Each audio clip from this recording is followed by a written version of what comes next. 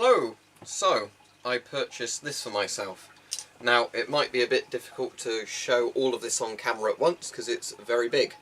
This is a US 1860 Sabre reproduction done by Windlass Cutlery. Or Windlass Steelcraft, I think they're actually called. But some people don't like Windlass stuff. I've had a mace from Windlass and I've had absolutely no problem with that. So, as their swords are generally a lot cheaper than other brands of reproduction swords, and you know, I've heard good things about this particular sword, I decided to bite the bullet and get one. So basically, I've always liked the look of certain sabres. My favourite sabre is definitely the British 1796. I'm pretty sure it's the light cavalry sabre, but it's actually a very heavy sabre. But you know, the one intended for light cavalry, the one with the really big curved blade. But the issue was with that is, as far as I could find out, there were only two decent-ish reproductions of it. There's a cold steel one, which isn't a true reproduction as much as it is a very good practical sabre. But that often retails about £330, I didn't really want to spend that on a sword that's not really going to have any real use. And the other one was, I'm not sure which company it was, they did one that was meant to be a decent reproduction, but it didn't come sharpened, so you'd have to find somewhere that sold it and offered a sharpening service, or try and sharpen it yourself. And I couldn't find it stocked anywhere that would offer the sharpening service. So anyway, I was looking on Southern Swords originally at spearheads, and then the ones I was interested in were out of stock, so I thought, oh, I'll look at some rapiers or sabres. And I was looking at them for ages, and I finally came to the conclusion this one was the one I wanted, partially because of the history behind the real blade. Now, basically with the US 1860 sabre, it was one very heavily inspired by European sabres of the Napoleonic War era. So if you think of the British 1796 sabre and some of the French military sabres from that conflict, it's basically the Americans took what they liked from those sabres. So if we look at the handguard, you will see this is very much a, I'm just being very careful about the ceiling, this is very much a French handguard style of the Napoleonic era sabres. If I show you that there, if I can get that in frame properly, as I said it's difficult with a sabre this big. This very much looks like a lot of the French sabres of this sort of time period, but the blade is, I wouldn't say it's as big at the end as a British 1796 sabre, but it's certainly very similar to a lot of the sabres used in the Napoleonic War period. So if I show you the sabre from that angle, you might be able to appreciate the curvature of it a bit more. It's not a super curved sabre. It's quite heavy as far as sabres go, from what I've read as well. I've not handled loads of sabres before, but you know, it's one where this is certainly one that was designed to deliver a lot of force on a swing. Now, I'm sure a lot of people know this about sabres, but I will mention it in this video, that a sabre is not designed for thrusting. Some can thrust better than others, but in general a sabre is not a thrusting sword. The reason a sabre has a curved blade is going back to things like the Persian Shamshir.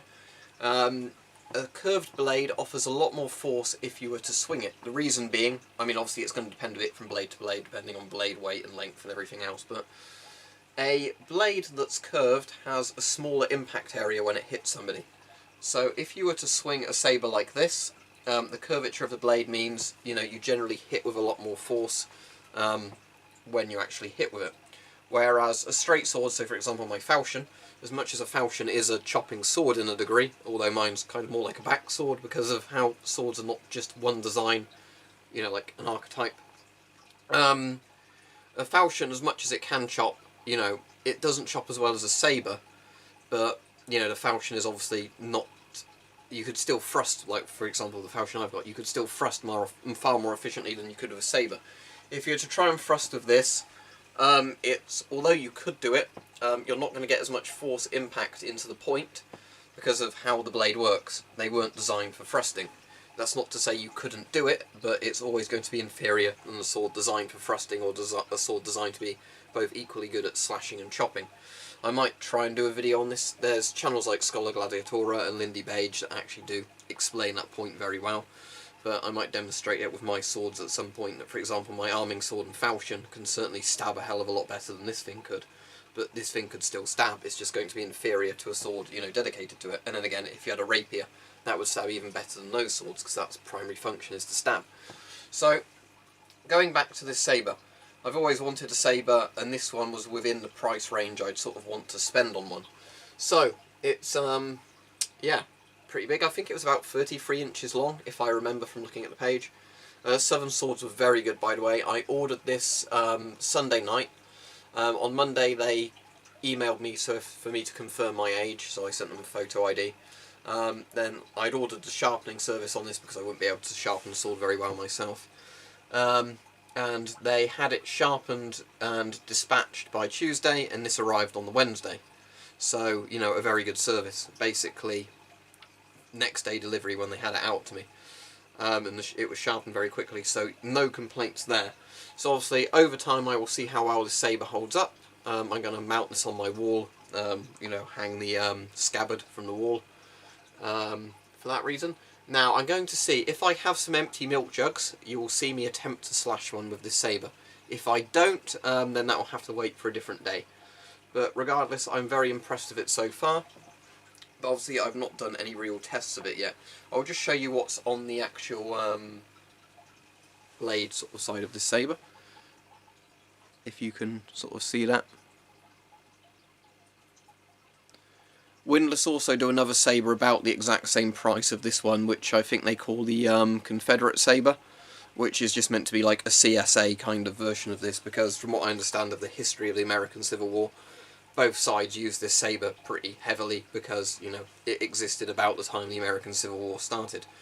So ones that weren't already in armories for the South, they basically did reproductions of them. But, yeah, it's got a nice detailed handguard. If I hold the sabre that way, you might be able to see the handguard a bit better. So it offers, obviously, good hand protection to your hand. You know, it's quite a nice gilded looking handguard, looks quite fancy. As I said, it's a heavy sabre, and I'm not trained to use one, so if you do get some milk jug cutting footage in a moment, you'll probably see how crap I am, but let's do it anyway.